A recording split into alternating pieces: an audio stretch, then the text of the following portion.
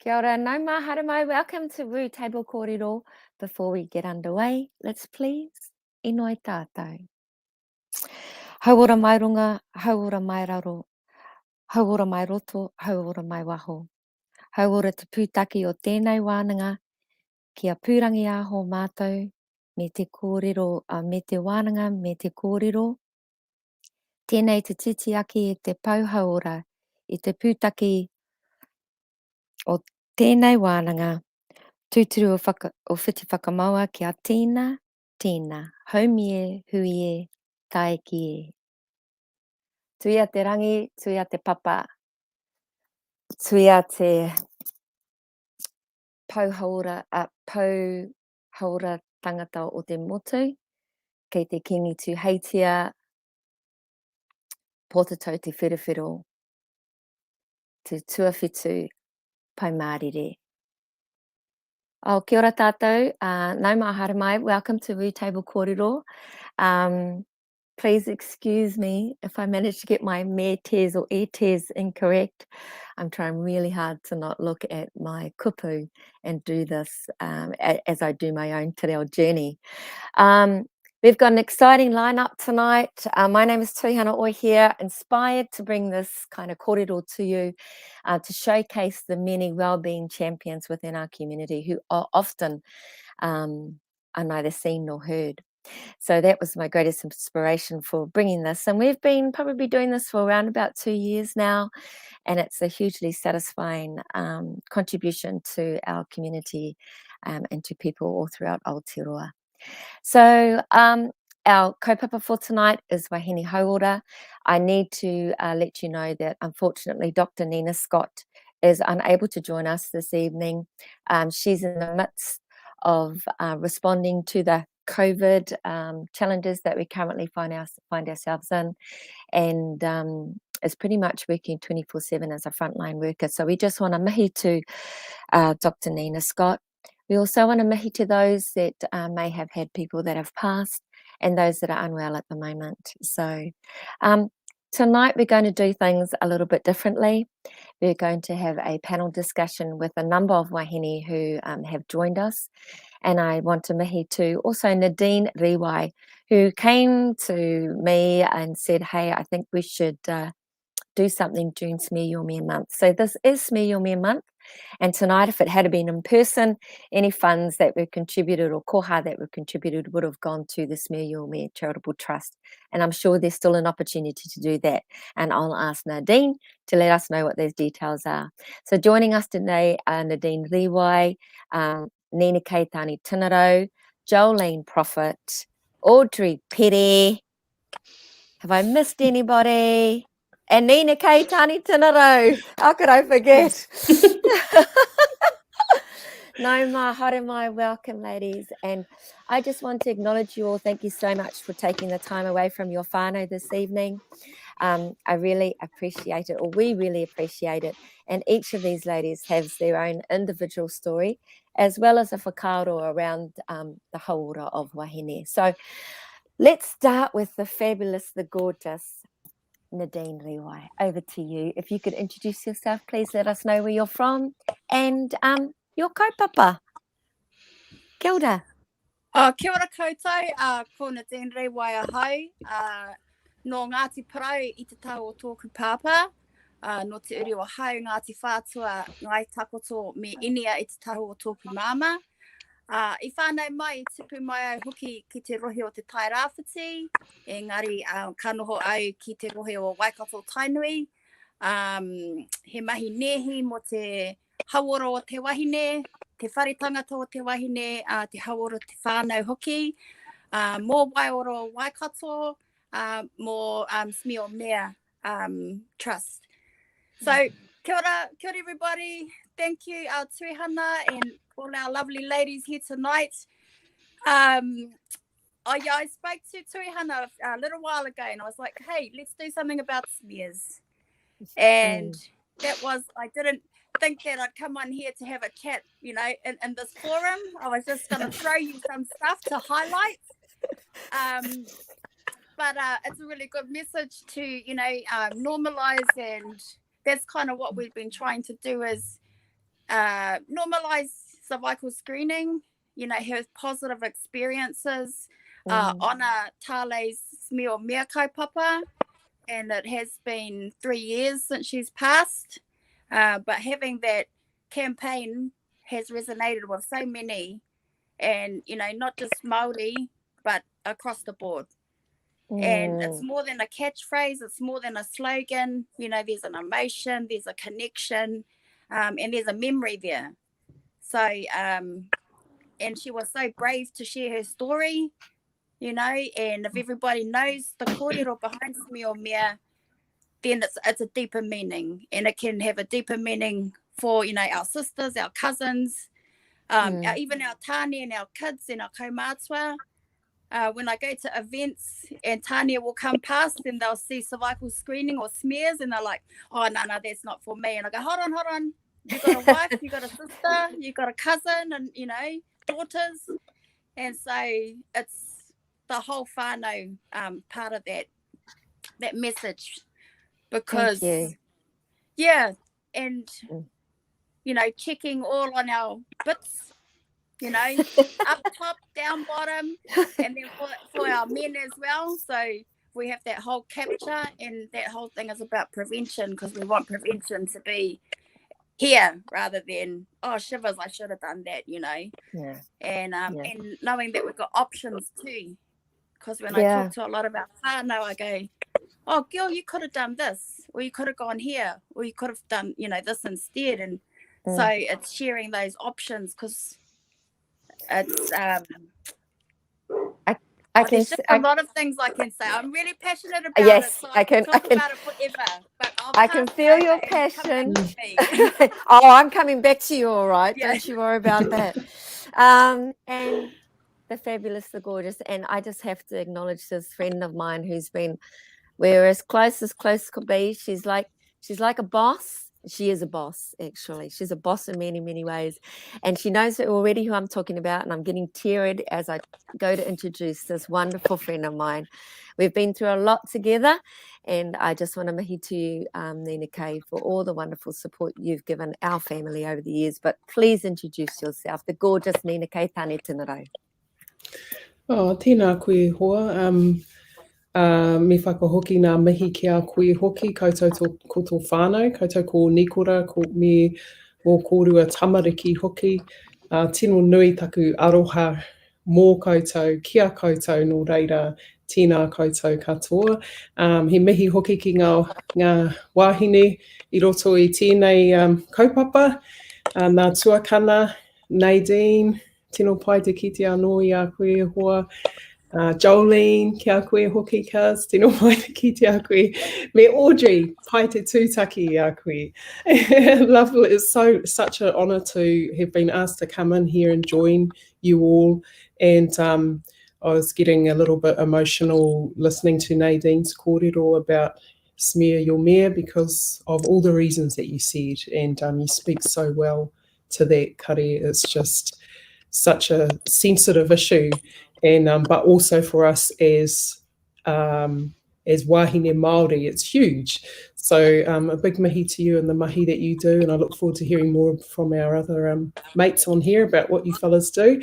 So ko wai tēnei, he mokopona hau nā tainui waka, ko ōwhawhi te maunga, ko rere waitomoki waipā te awa, ko Ngāti Maniapoto te iwi, ko Ngāti Wikaharua Puha te hapu, ko Nina Kay tāne te murawa hau. So my main mahi is in the music industry with my brother, managing my brother Tiki, and also as a mentor for other artists through the New Zealand Music Managers Forum, and also as a executive member of the Māori Music Industry Coalition. So we've started doing workshops around sexual harm within the music industry. So that's sort of an area that I've been getting into a bit. But I have a background in Hauora, mainly around alcohol and drugs, as someone who is in recovery, 20 years clean from alcohol and drugs. And also yeah, so my main mahi was in that field, but also, you know, film and television, fitness industries, where I met Tui Hana as Zumba instructors together. And I'm also a yoga instructor. Well, more so the meditation and the breathwork side of it. And I love to work with our hapu mamas through the current Whiri Here program with Plunkett. I go in there regularly.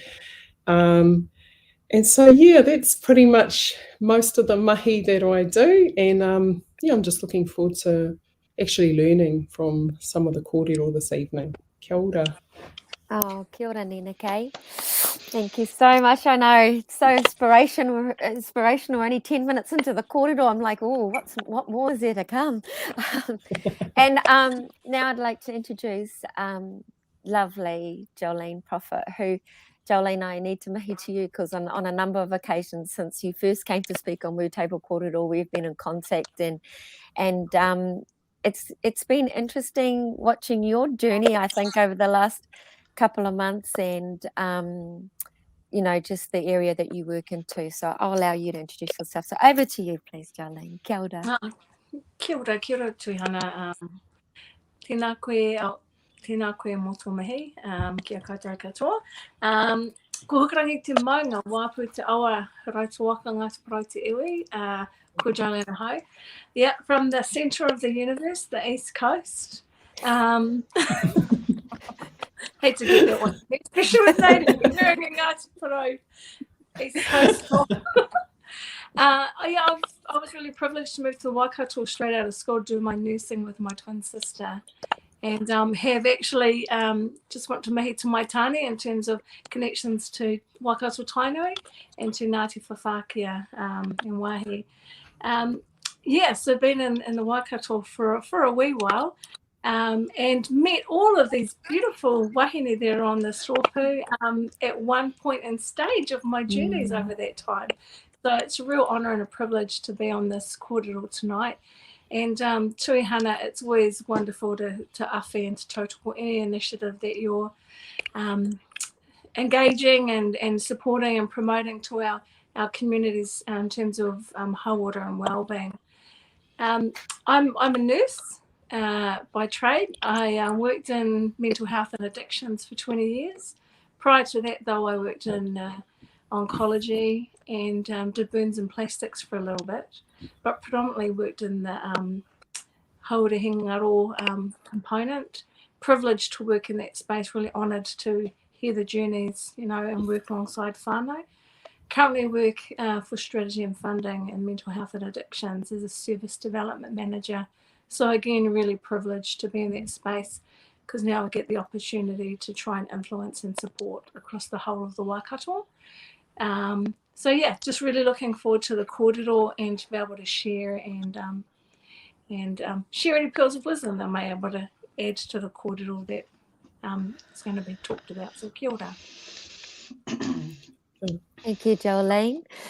And last but not least, she's blasted out of the blocks with her Vibe Nation, and I'd like to introduce the very lovely, and I hope she tells us a little bit about her family as well, because she's a mother of 5 boys. And I'm going to hand this over to the lovely Audrey Pere. Kia ora Tui Hana, kia ora, talofa, whakalofa lahi atu, muy buenas noches. Mi nombre es Audrey Pere. Yo soy de aquí, de Nueva Zelanda. Nací aquí en Hamilton, Waikato. Yo soy una mujer, yo soy una esposa y una mamá, una madre. Yo tengo 5 niños y yo creo que esta oportunidad es algo muy importante para mí, estar aquí y hablar de mi corazón. Mi tribu es de Kahununu y Tainui y Ngāti Whawhākea también. Y es eso. So, my name is Audrey Pere, and I greeted in the native tongue of Samoan, Māori, and Niuean, which is my blood, and I speak Spanish, So I thought I would share that part of me as well. And I think something also important to note, something I would normally do is apologize for not being able to speak Māori or Samoan or Niuean. And we've been doing a lot of work on that in my family around not feeling bad or ashamed for what we don't know because it wasn't our fault. So I stand proud because I have that running through my blood, and we are now doing the work to reconnect ourselves with our language and with our culture and with our heritage, and it is a privilege. So thank you for having me here. I'm a woman, I'm a mother, I'm a wife. I have 5 beautiful boys. I have 2 with very high needs, severe autism, nonverbal, very aggressive. My other boys are just my angels. They help me in day-to-day life. I have an absolutely amazing husband who I love and adore. I know that I have connections with all of the beautiful ladies on this panel tonight, and I have to mention 2 years ago, Toihana, I attended a Table Kōrero here in Hamilton, my very first one, and I loved it. Nina, you were the speaker there that night, and I said to myself, I need to be on one of these things. I want to share my story. I want to connect. And so to have this privilege and this opportunity to share my God-given purpose is such a blessing and an honor. Thank you very much. Thank you so much, Audrey. I'm feeling quite emotional tonight. I'm not quite, I mean, I'm a pretty emotional person, so I need to tell you all, you're getting me all a bit teary.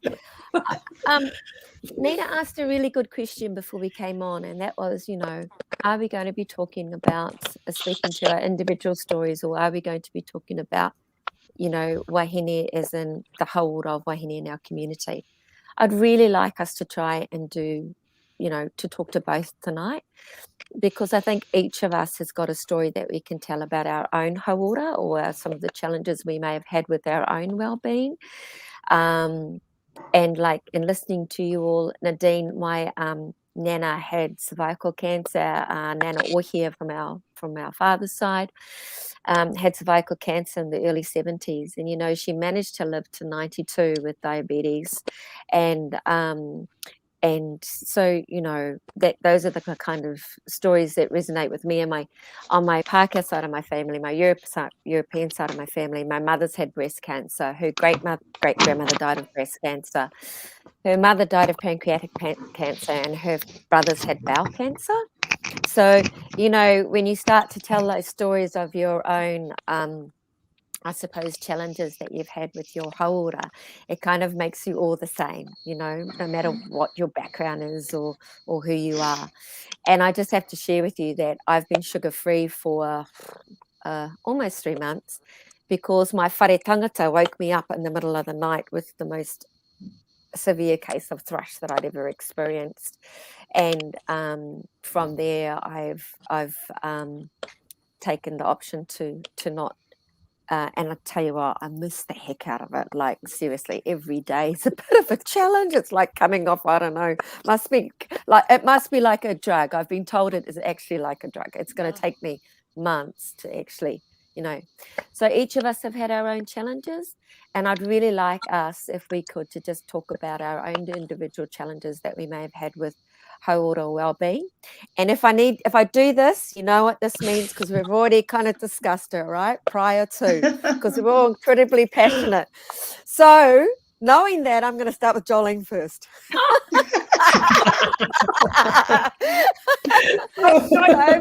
Yes. So Jolene, tell us about some of, we've all had challenges, right? Oh, yeah. Totally. Working in mental health for 20 years, irrespective of what we do and where we are and what our backgrounds are, mental health, it's part of everyone. And even being a health professional, doesn't mean to say I'm exempt from that. And so, I've had to walk the journey personally with different whānau in my life. And it's been quite challenging, and I really have an understanding and an empathy for those whānau who have no knowledge in terms of mental health and or how to walk the journey and navigate the system. So, you know, I did that intimately with whānau, a previous partner, for 4 years, and it was really challenging navigating the mental health system in terms of the Mental Health Act and crisis and assessment teams and things like that. So I have, you know, a lived experience of what it's like to be a whānau member. And also, you know, other whānau members in terms of mental health. And so, yeah, it's... Can I just, you know, there's a lot of kōrero at the moment around mental health and well-being. You know, it's kind of at the forefront, especially now that we've all finding ourselves in a lockdown. And but one of the things I've been thinking about and pondering on is that while I appreciate and understand that mental health and well-being is you know, absolutely, there's some urgency around that, I kind of also am challenged by the fact that I feel like that the other parts of the, you know, of the purawhita, so to speak, need to also be in balance. And I'm just wondering what's your whakaaro on that, Jolene? Oh, absolutely. You know, if we go back, you know, Tā Mason-Juri, you know, his whakaupapa model, you know, it's well renowned. You know, lots of people know and can understand and comprehend that. And absolutely, you know, it's our hinengaro, you know, it's one aspect of who we are. And absolutely, we need to make sure that all aspects of who we are strengthened and supported. So, you know, in terms of tā whānau, as my 6-year-old starts to get my attention in the corner of my eye, you know, be it whānau, be it wairua, you know, be it our tinana, all of those components, aspects are really important to support and uplift, you know, our mental health and well-being. So if there's things that we can do to look after every single aspect, I think it's really, really important. You know, Nina Kay talked about yoga and other aspects of well-being, you know, Zumba and things like that. You know, all different aspects that can support and uplift our hinengaro, our mental health and well-being. You know, right down to kai, what we're eating, what we're putting into our bodies, who, you know, what we're surrounding ourselves by or who we're surrounding ourselves with. It's all really, really important. What are some of the greatest concerns what are some of the greatest challenges that we're currently having with mental health and well-being? What are you seeing? Yeah, I guess, you know, all the different aspects, you know, social determinants impact, you know, they're all co-related, you know, and especially given that, you know, we're now in a lockdown, you know, I really felt pouty, I guess it was the night that it was announced, because I was fortunate to be able to pop in, get some extra groceries, you know, bought some groceries for the old kui down the end of my road, bought us some frozen meals and bread and milk and things like that. But I just said to my 21-year-old, we're really fortunate to be in a space that we can just pop in and get a few things. You know, I really felt for those whānau that knew that we had 4 hours, you know, to go into a lockdown, but they couldn't, you know, go and get kai to feed their whānau for the next 3 days. So I think, you know, the unknown with COVID is a significant stressor and pressure on people at this point in time, and it impacts every single aspect of well-being, you know. And also, you know, if we take into account the maramataka, you know, you know, and the impact of the maramataka, and, you know, my niece talks about that and promotes mahina, that's hana rāwhiti maipi, and she talks about August for whatever reason within our maramataka is a significant month or period where whakamomori is really significant, especially amongst our tāne Māori. So, you know, that's another component in terms of being able to reach out for help and get the supports we need, and not being whakamā to just to be able to talk. And I think it's really important to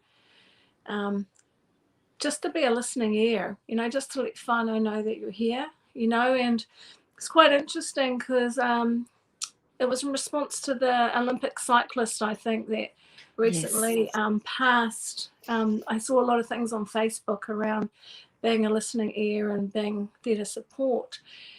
And I just noticed when those sorts of things come up, you usually don't get a lot of foot traffic through posts saying, you know, awesome, or give you a heart or a thumbs up, you know. And I was just like, why is that? Why are we still whakamā to be able to just say, I'm here to support, or, you know, we're in terms of stigma. So, yeah, just those components about breaking down those barriers and walls to be able to talk, but also extend support to each other. Yeah, without judgment, right? Yeah. Without judgment. And I think this kind of leads me, or your kōrero, I think, leads us into Nene Kei, because I think Nene Kei, if we're talking about stigmas, you know, I think you'd be, well, you have whakaaro, like, first of all, your own personal story, and then, that'd be lovely. Yeah, sure. Well, yeah, I think stigma can be a real, I don't know, it can really destroy us in a lot of ways. And stigma, you know, even with bullying and things like that, there can often be a lot of stigma around, you know, tamariki or people who are a bit different to others being treated a certain way, you know, and that kind of falls under that same thing of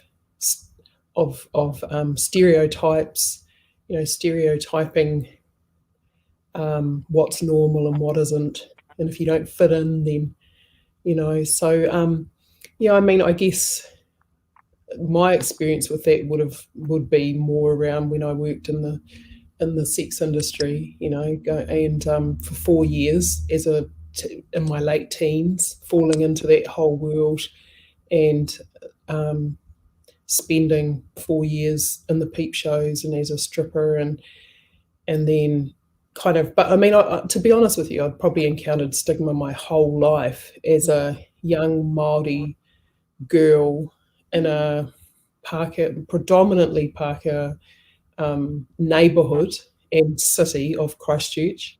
And then the only other Māori in our community lived in, except for maybe one or two other whānau, lived in the railway houses. So there was kind of this whole stigma attached to that as well.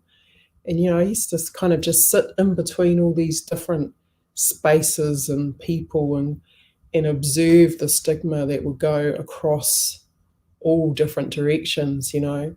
And I suppose it's kind of easy to do that when you have been separated from your true whānau, like Dad had, you know, and that's the whole reason we were so far removed, not just geographically, but in terms of any kind of connection. And so we were sort of out there on our own, and when you're like that, you know, you can easily click into other people who are like that. So, which is how we ended up hanging out with punks and, you know, the freaky kind of kids in the end, the hippies, whoever, just because it was, if anything, they were kind of out on their own as well. And the Māori whānau in our community were quite tight, the ones that lived in the railway houses, because they literally all lived on this one street, and it had a dead end, and they all just played together and everything. We'd go up there sometimes, but, you know, then we'd have to come back down the bottom and go home. So so we kind of felt like we didn't really click in there either. And I don't know, yeah, I guess my experience with that is that it can be very, I've seen how judgment can really hurt people, you know, and not just when it, in a direct manner, when people are judging someone to their face, but behind their back. But then also for people who, say for me working in the sex industry, there's a lot of women who can't be transparent about that, you know, who can't say, oh, this is what I do, who don't feel like they can say, I'm a working girl, you know, or I'm a stripper or whatever, because of the the whole public stigma. And so what that effectively does is it makes them, it affects their well-being, their mental well-being and emotional well-being, because it means that they kind of have to just hide, perhaps cover up, perhaps lie. I know women who have worked in their industry in the past and are now married with children, and their husbands don't know and will never know. You know, they say, "I'll never tell him," and I'm like, "Why?" You know, you can tell him. You know, you should tell him. You know, and they're like the fear of how he will judge her. You know, and it's I feel like, man, it's kind of like you're stuck between a rock and a hard place. You know, and so for me, that's been a big part of my journey. I think it's probably easier because I'm a single woman, and I don't feel like I'm restricted in that way. I'm not saying if you're in a relationship that you would be, but for me personally, in my own situation, being single has actually allowed me to feel strong enough and free enough to be able to stand in my truth in that sense, you know. But yeah, I think it's probably a really big contributor to a lot of mental health issues. And even when we start looking at other issues like abuse within the whānau, whether it's sexual abuse or domestic violence, you know, which I worked in for a while, and just seeing how that also impacts upon people who tend to judge themselves more than anything. And that's what can be so incredibly destructive, eh? Yeah. Today I was talking with a group of I was in a hui, and you know, I said it's kind of normalize, like if you had 10 wahine in a room of whatever backgrounds they may be from, but I think I was talking more to our Māori and Pacifica wahine, you could almost guarantee that 8 of those 10 had encountered domestic violence, you know, and I said, and so in some ways, I think we've normalized a conversation that shouldn't be normal, and that we should speak up a little bit more about that, you know, the things that we've encountered, because, you know, I'm aware of some of our personal stories, and I just think, wow, the things that we've each overcome in order to be here today and stand strong as wahine. But our story is not incredibly unique, because we know of other women who have the same story, which is kind of a bit pōuri and a bit mamae, you know. I feel like women are so incredibly nurturing and caring, and that it is difficult for us to talk about it, because then we feel like we're, you know, putting that person who did it to us into, you know, we actually care about them, you know what I mean? So it's kind of it's that whole thing, and we don't want to. I mean, it's a very traditional way. It's inherent in our DNA to be like that, because those are our values of manaakitanga and aroha, and that we don't want to outcast somebody or see them outcast. I think that's often the thing. It's the love that keeps us in it, but also the love that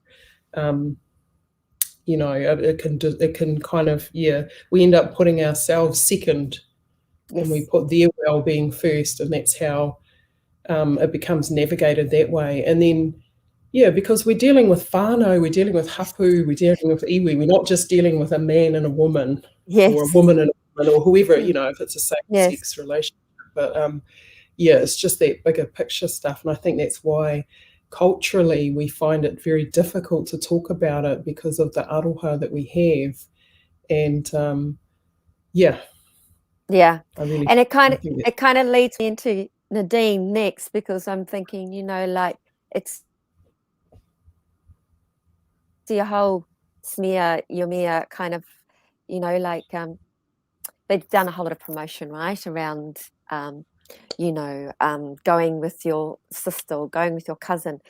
But when I think about man, and again, it's hard to not get emotional, I didn't know Tale that well, but what I knew of her, she was hardworking, she was kapahaka, she was super fit. And then I think of Kitty Allen, who recently, also announced that she was having her own battles and really busy. She knew she was unwell, but just couldn't seem to find the time to go to the doctor.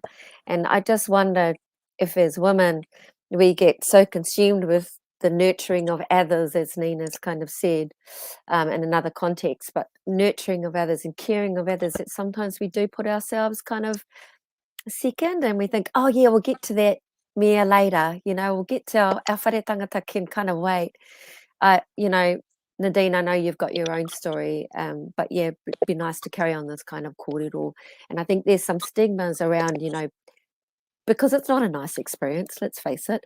But, I think there's some stigmas too around still getting, even now with this wonderful campaign, getting your mea smeared. So love to hear from you, Nadine. Yeah, there is still some stigmas out there, and it's long standing. And Yeah.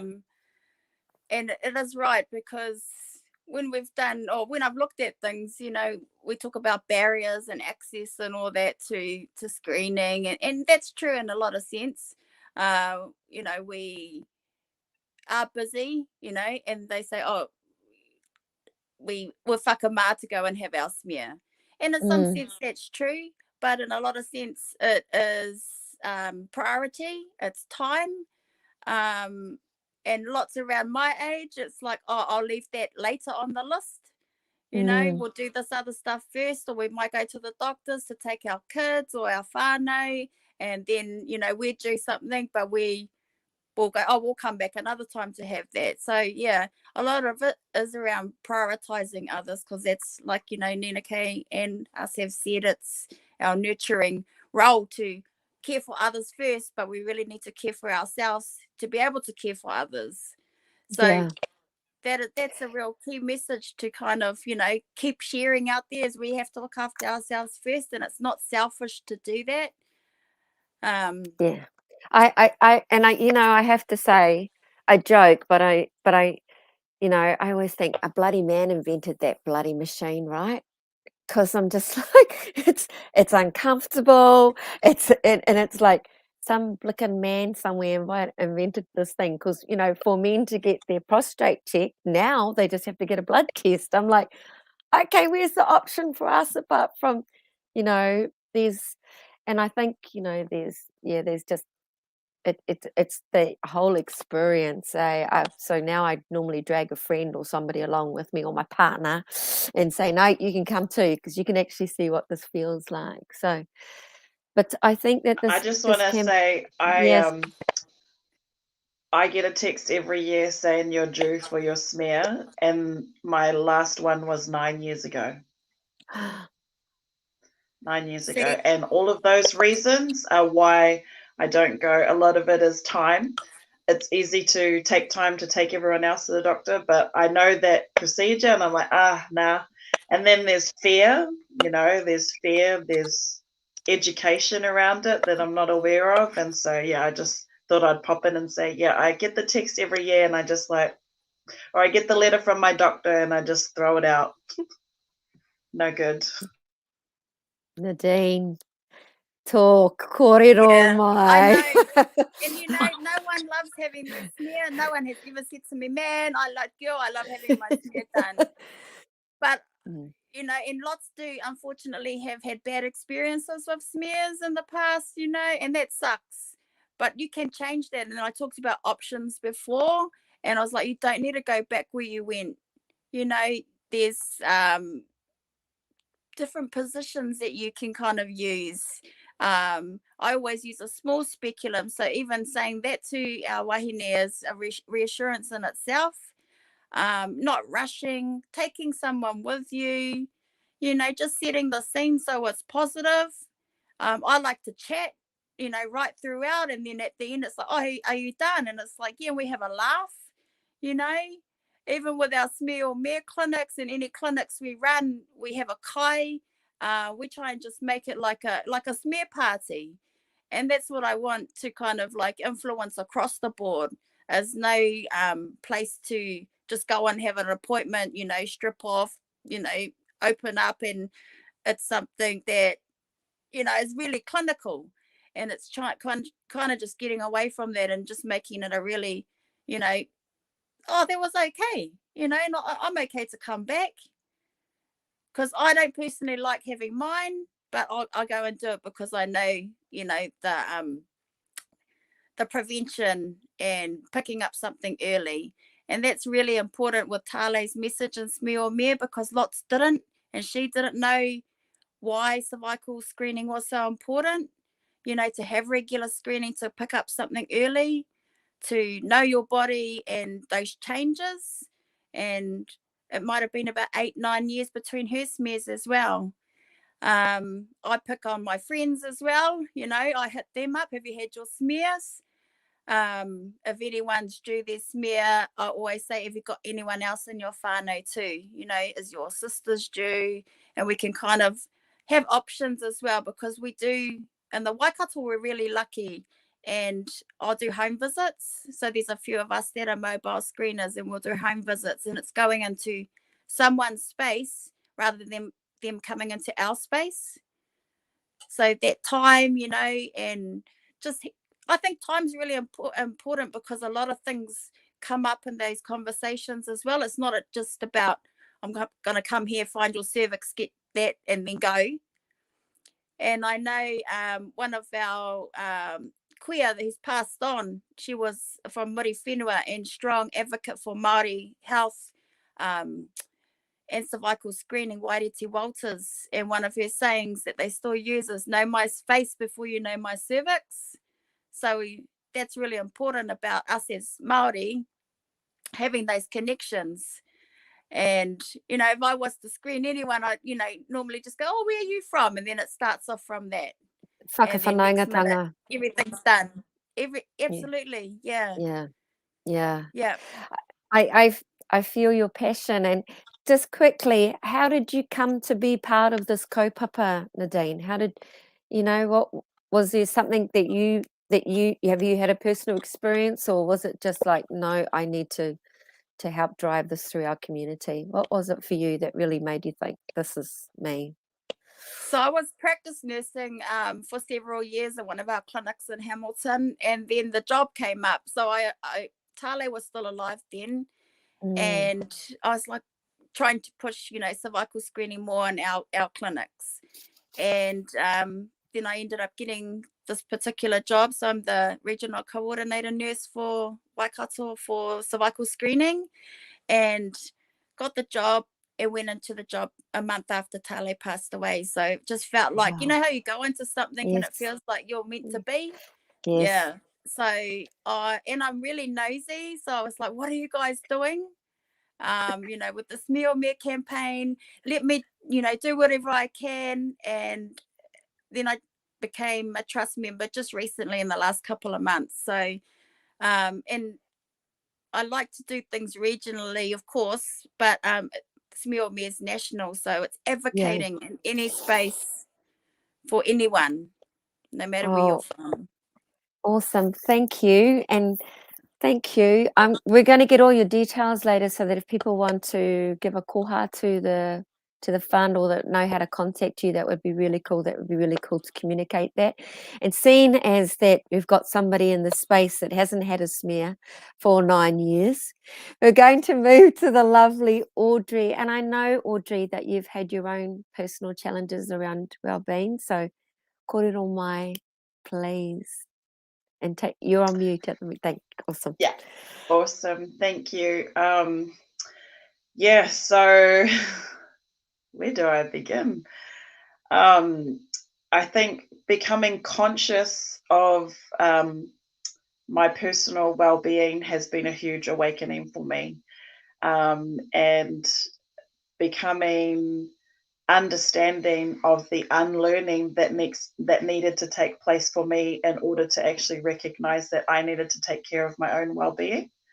I know that's a lot to say and to kind of take in, but I've always felt that as women, we come from a society and culture where we never really belong to ourselves. We belong to everyone else. And that's a mentality, a way of living that we have lived for so long.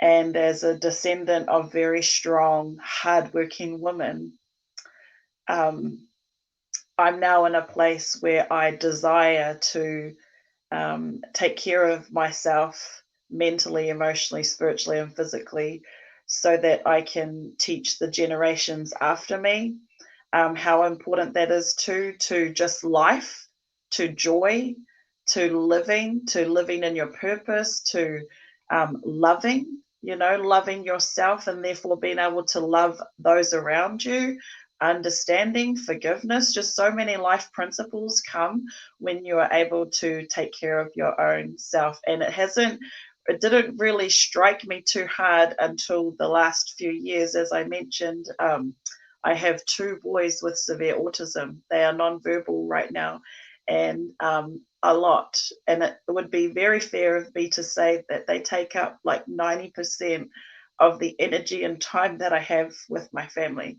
And that brings a lot of feelings in and of itself because I have 3 other children, 3 other boys who need nurturing, time, attention, love, and so it's been able to come to a point now where I have just been completely exhausted to the point of not being able to function right. And that is because I consciously just put myself to the side, like my husband has as well. We're on this journey together, of being able to take care of ourselves so we can take care of each other. So that's also a big issue for men. That's also a silent issue for our men, for our partners, that their mental health and their well-being needs to be a personal journey as well, so that they can then contribute in wholeness to our partnership, our relationship, our families, our communities, and the world. We're on that same journey. And so I have been consciously taking time now to take time, like space, quiet, instead of lying in my bed at 10 o'clock at night and watching Netflix, or I take that time to be quiet, to kind of turn inward, so that, because there's so much craziness going on in my world and it's just unbelievable sometimes. Me and my husband, we have to laugh. I cry a lot, he laughs a lot. We both get, frustrated a lot. But you have to find something that is an outlet for you, or something that helps you to fill, what's being emptied constantly, consistently, every single day. And for me right now, in this very season of my life, I've been able to find a form of movement with music that has been such a powerful way of refilling and releasing. And so I teach extreme hip hop step, which there's a hashtag that goes along with it that says "Step saved my life," and it sounds pretty cliche. It sounds a bit far-fetched, but step has saved my mental health life. It doesn't take away the craziness that happens in my life every day, but it gives me an hour and a half to move. Right? Movement and music is so healing. We use it in our culture, and our generations have used it for healing, celebration, mourning. It's just that life force, right? Music, movement, and food. And I've been able to share that vibe. So my name on here is Vibe Nation, and because I believe in the power of a high vibration, and that's your energy, that's your mana, that's your wairo, that's everything that feels good and helps you to feel good. That's your vibe. And I desired to share that with more people in this platform and in this way. And it's just been amazing for me, and it's been amazing for the people that have been able to connect in that way as well. And I share my story every time I take a class, and that's because I share the hard stuff that's going on, because every single one of us are going through something really hard right now. It's different, it looks different, it feels different, but we use the same amount of energy to be able to just get through.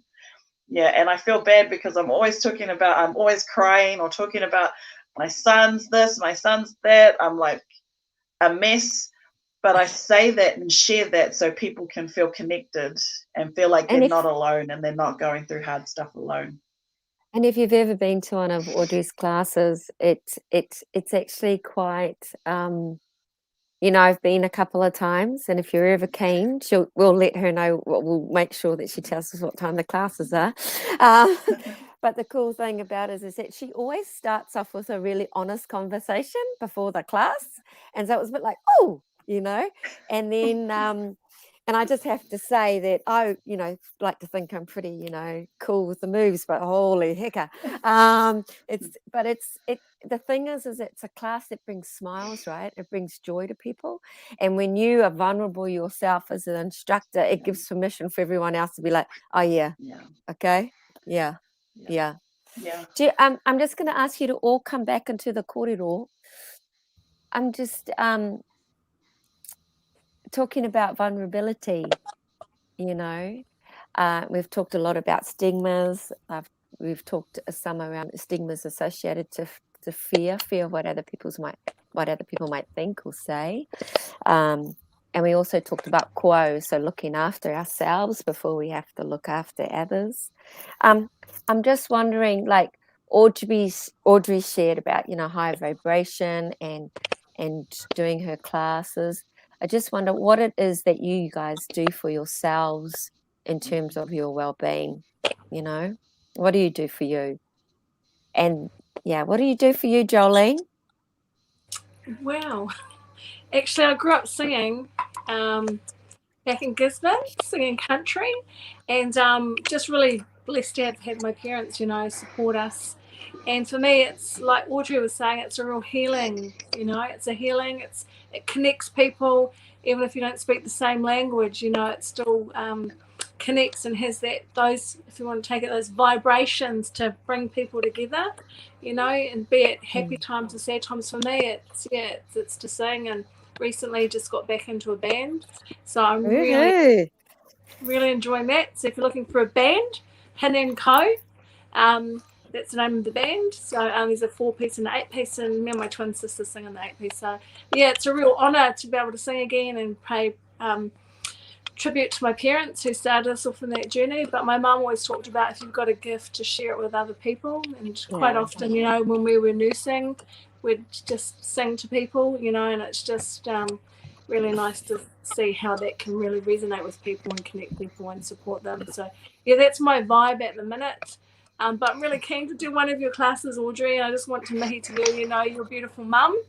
I remember touching base with her one New Year's, and she said, what's your vibe, what's your word, that's going to take you through to the next year. And just listening to you talk, I just can see those beautiful qualities that have come through into you. So kia ora. Nice. Nina, what about you? What do you do for you, Nina? Oh, if you're talking about just for me. Yes, just for you. It's funny you say that, because I learned how to do that when I went through the abuse intervention program. They taught us how to honor ourselves as a part of learning how to then create boundaries, so we don't get into codependency. We become more independent. And it was a struggle for me in the beginning, because as we all have said, we're so used to doing something for others. So I had to start drawing lines for myself. But basically, and then you realize that if it enhances your well-being, then it is for everybody else, because of the nature of who we are. So as long as we're well, then everybody else vibes off our wellness. So every single day I will do something for my physical well-being. And then I have a way of, when I train, whether it's going for a walk like I did this morning, or whether it's being in the gym, or whether it's dancing, or whatever it is that I do, and for my physical well-being, I have a way of also drawing in my taha wairua as well, taha hine ngaro, so that while I train, I take care of all of those at the same time. But that's sort of what I've learned to do through my yoga and meditation and breathwork mahi. So yeah, so I do that, I suppose, religiously every day. And then also my kai, I juice every morning. That's another part of me taking care of myself, is juicing vegetables and fruit. And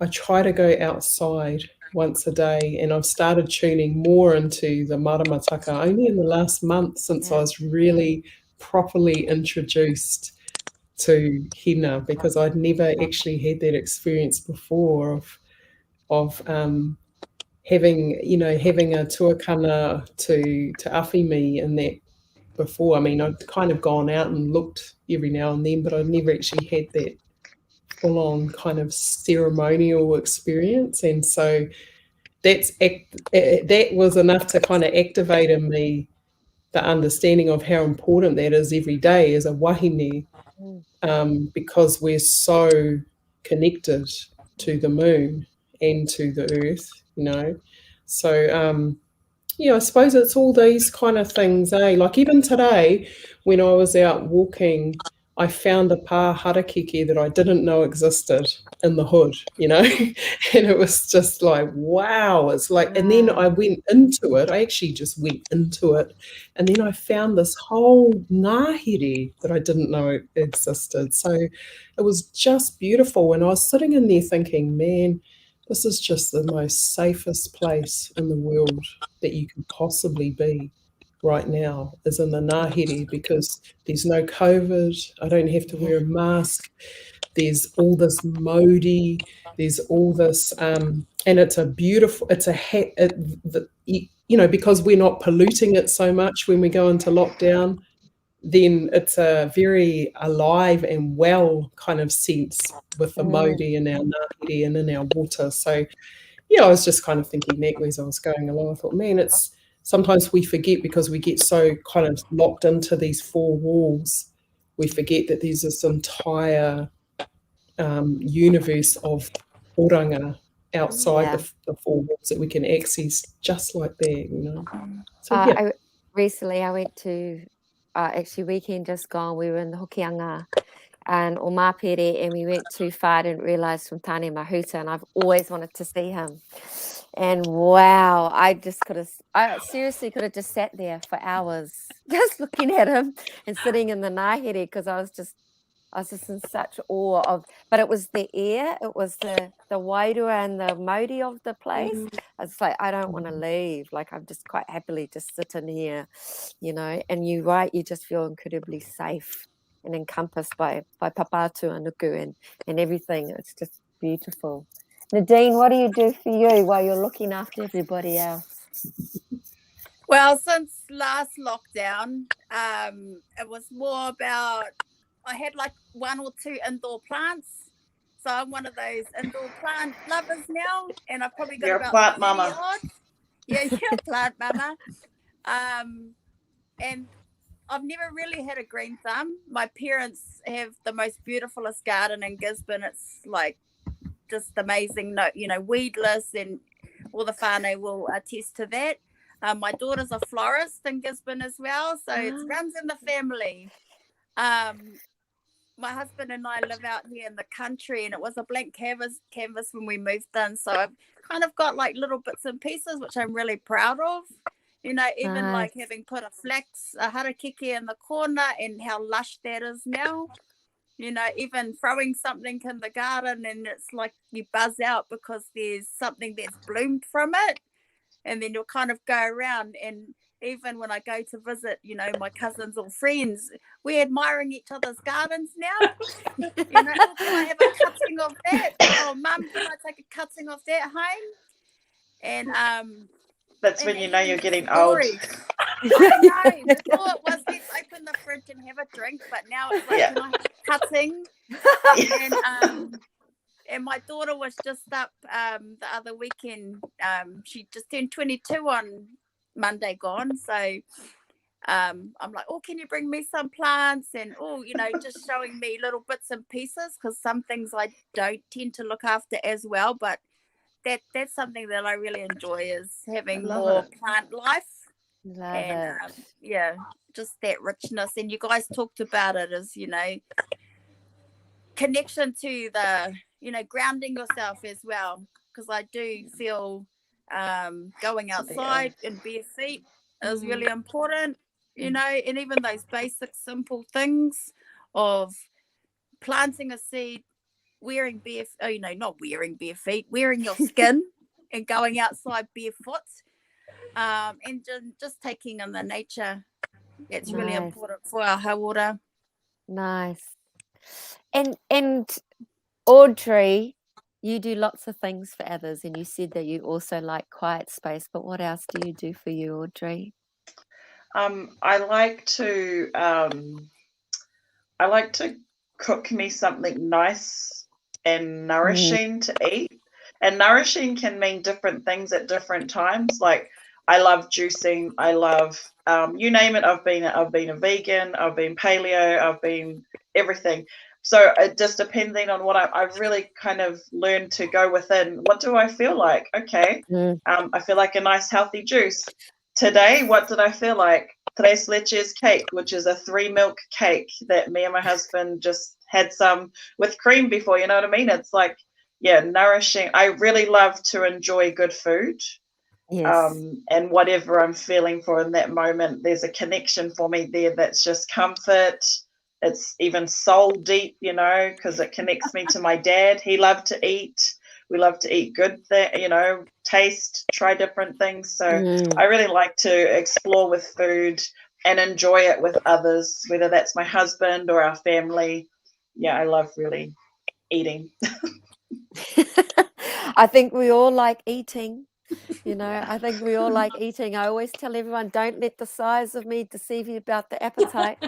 And you know, people have often asked me why I never became so far now. I've often had a lot of members of the Latter-day Saints in my life, and they've always said, you've never become a member. I said, no, because I want to have a cocktail when I want to have a cocktail.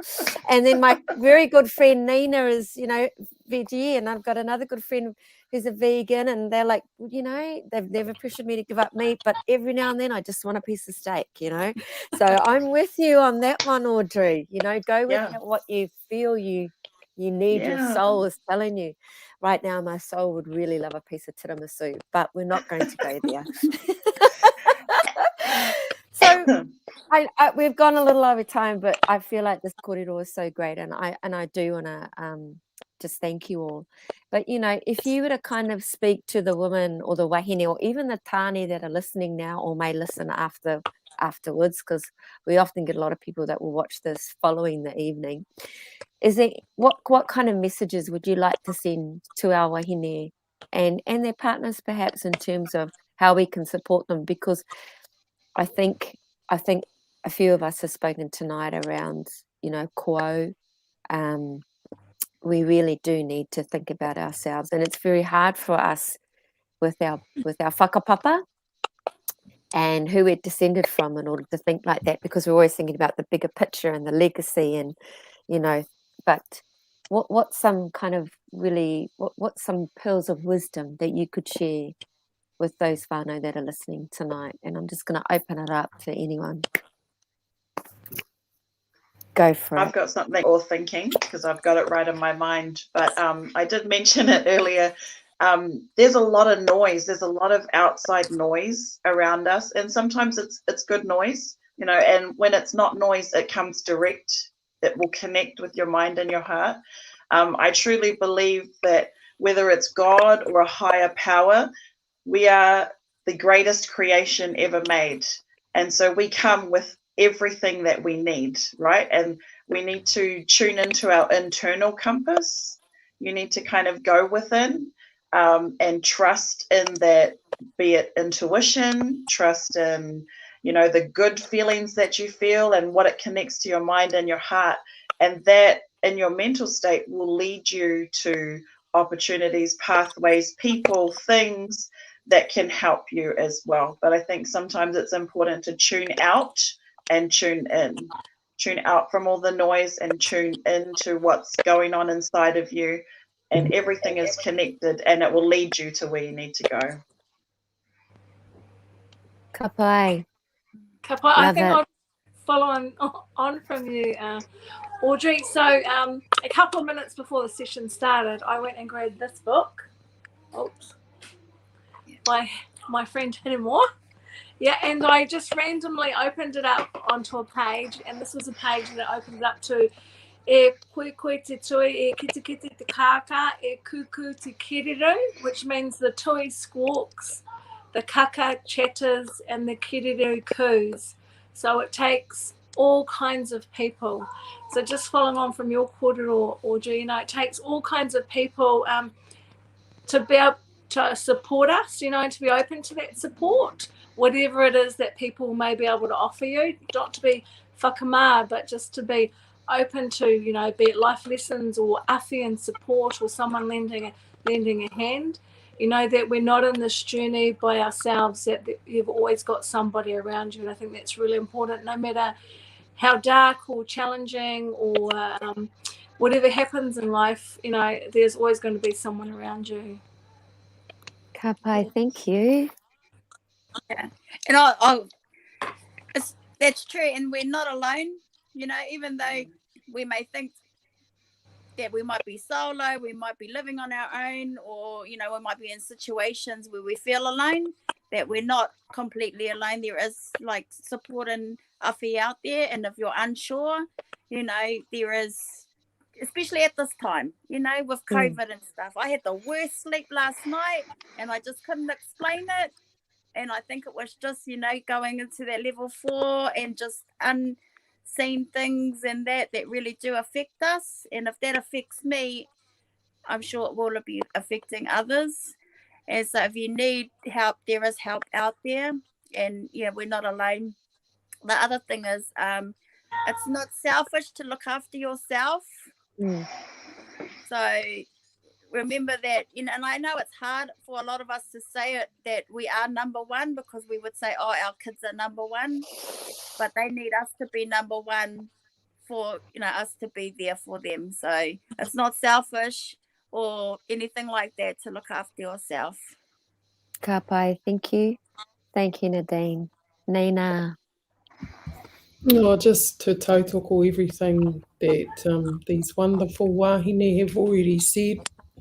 And probably the only other thing that I would add is to remember, where we've come from and who we've come from, and the great role models that we have, whether we've seen them at work or not. We are a product of their hard work and their legacy. Often in difficult times, I think of my kuia on both sides, my Scottish English one, and the journey that she took, and the hardships she went through, but also my Ngāti Maniapoto kuia, and, birthing 18 children and the hardships that she went through. And I think, man, I got it pretty sweet, me and my little tribe of three kids and a mokopuna, and, but those qualities are the same qualities that we all carry. And also, our voices are really important.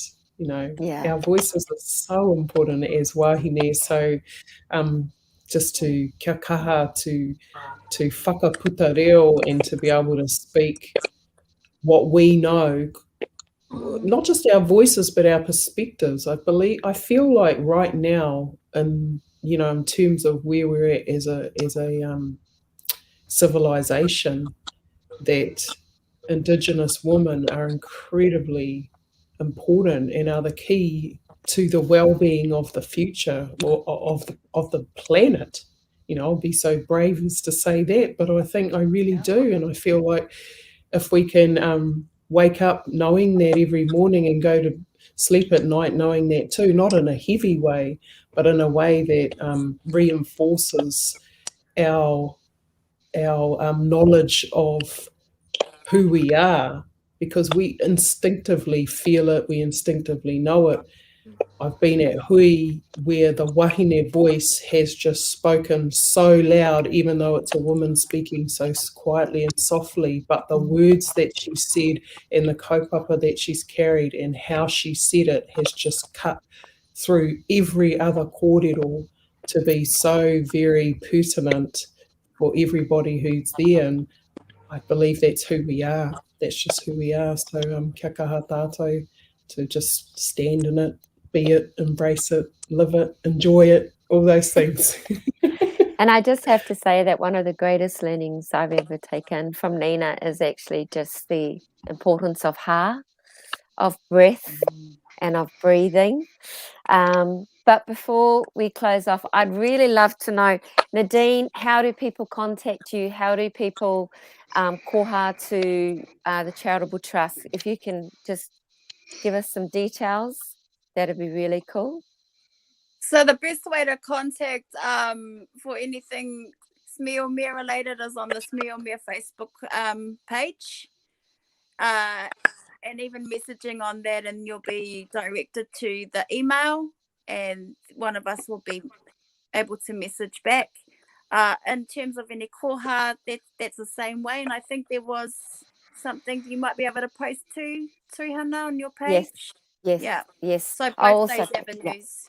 Yeah. Awesome. So we'll post some details so people can, because for this evening would be really lovely if people could go donate a koha to the Smearmere Charitable Trust. So thank you, Nadine. Nina, if you're doing yoga classes or breath classes, meditation, is there a way that people can reach out to you? How would they reach out to you, Nina? Through my public page, which is just Nina K, NINAKAYE, or they can go through the Tiki Dub website and the contact page on there. Yeah. Awesome, thank you. Audrey, how do we get to one of your classes? When are they happening, girl? We want to know. Awesome. So you can, for my classes, it's just on Facebook, Extreme Hip Hop with Audrey. During this lockdown period, I'm running free virtual classes 2 times a day, and they're all just through live on the Facebook group. And then, yeah, I'm about to launch my Vibe Nation website in a couple of weeks, so that's another connection and services that I'll be offering for people as well. Awesome. And your Facebook page is, what's the name of your Facebook page? Audrey Pere. Awesome. Thank you. Thank Jolene, if people are, got heightened levels of stress or anxiety, or they need someone to talk to who's perhaps outside of their family, someone who's neutral, or any services, I know Mental Health Foundation has some amazing resources, but locally here in Waikato? Yeah, I guess it's a 1737. It's actually a national number, so you can text, free call, or go online in terms of 1737. There's trained professionals there to talk to people. Locally, it would be the crisis team, I guess. It would be the local number, which is 0800 50 50 50 if people are really distressed and needing urgent help. But And there's a whole range of websites and awesome. numbers, like 0800 total call is another number. So there's a whole range of supports out there. And if people want to hire the band, how do they do that, Jolene? They can contact me through my Facebook, or there's a website coming. It's Hin and Co, short for Hin and More. So Hin and Co. Nice. And we'll just do a little plug. We're actually working on Hauora, which is a wellbeing summit, which we are at this point just reviewing about whether we'll still go ahead with kanohi ki te kanohi. But 18th of November, we're going to be announcing some of our speakers shortly, and it's really exciting, but it's an opportunity to hear the Indigenous narrative of wellbeing, which I think is exactly what tonight's been. So I just want to mihi to you all. Thank you so much for your time tonight.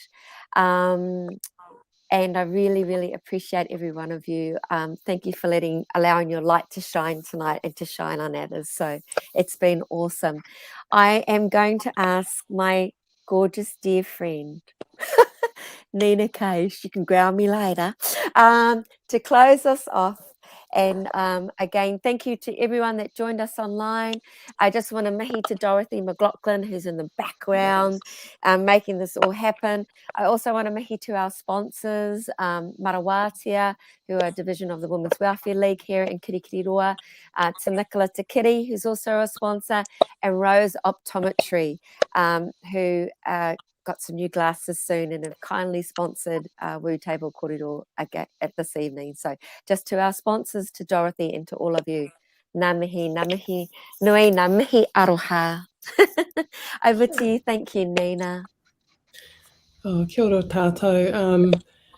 I mua i tō tātou karakia ki te whakaoti i tēnei wāhanga, he mihi nui ki a koe i te tuakana, e tuihana mō tēnei wātika mō tātou ki te whakawhiti kōrero, e pāna ki tēnei kaupapa whakahirahira, arā te wahine hauora, te hauora wahine nō reira, e kore e mutu te mihi ki a koe, e te tau, tēnā koe.